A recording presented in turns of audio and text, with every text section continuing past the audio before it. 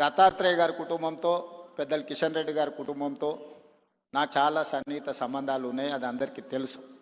నేను మొన్న నీతి ఆయోగ్లో పాల్గొన్నప్పుడు ప్రధానమంత్రి గారితో మధ్యాహ్నం భోజన వేదిక మీద కూర్చున్నప్పుడు వారు చంద్రబాబు నాయుడు గారిని చూపించి ఆప్కే సాథీ ఇదర్ హే అని అంటే నేను చెప్పా, నేను స్కూల్ మీ దగ్గర చదువుకున్నా, కాలేజ్ ఆయన దగ్గర చదువుకున్నా, ఇప్పుడు ఉద్యోగం రాహుల్ గాంధీ గారి దగ్గర చేస్తున్నా.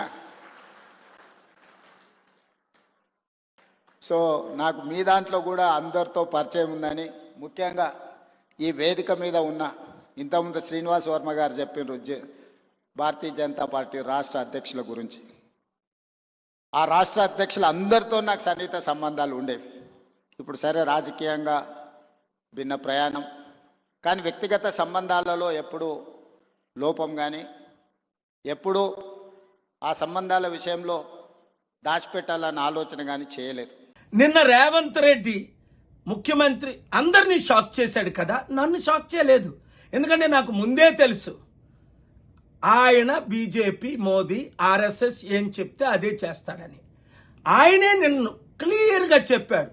కిషన్ రెడ్డి ఉంటుండగా, గవర్నర్ దత్తాత్రేయ గారు ఉంటుండగా మీటింగ్లో, అయ్యా మేమంతా ఒకటే, నేను బీజేపీలోనే చదువుకున్నాను, తెలుగుదేశం పార్టీలో కాలేజ్ చేశాను, అరే గతి లేక నాకు ఉద్యోగం ఇచ్చాడు కనుక రాహుల్ గాంధీ ఉద్యోగం చేస్తున్నాను, ఎప్పుడైనా బయటకు వచ్చాడు ఖాయం, మీతోనే ఉండడం ఖాయం. అందరూ షాక్ అవుతున్నారు.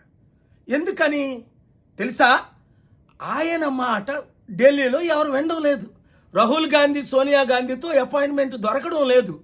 కోర్టు కేసులు ఎక్కువైపోయి ఆయన మా మంత్రులకి వీళ్ళందరికీ మంత్రుల పదవులు ఇవ్వమంటే కాంగ్రెస్లో మంత్రులకు పదవులు ఇవ్వలేదు. అందుకని ఈయన సిద్ధపడిపోతున్నాడు. ఎందుకు? ఎప్పుడైనా నన్ను మోదీయే కాపాడగలరు, ఈడీ నుంచి మళ్ళా హెరాల్డ్ కేసులో నన్ను ఇరికించారు అనుకుంటున్నాడు.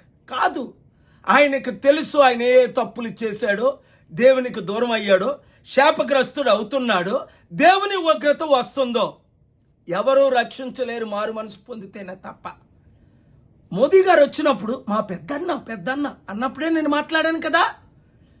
ఇప్పుడు ఇంక వీళ్ళెవ్వరినీ నమ్మలేవని మీకు అర్థమైపోయిందా? ఇప్పుడున్న వాళ్ళందరూ ఆర్ఎస్ఎస్, బీజేపీ, మోదీ ఏం చెప్తే అదే చేస్తారు ఈ రాజకీయ నాయకులు అందరూను. కనుక మార్పు రావాలి, ఆ మార్పు మనమే తేవాలి. మీరు నేను కలిసి పనిచేయాలి. ఈ వీడియో అందరికీ బ్రేకింగ్ న్యూస్ పెట్టి షేర్ చేయండి.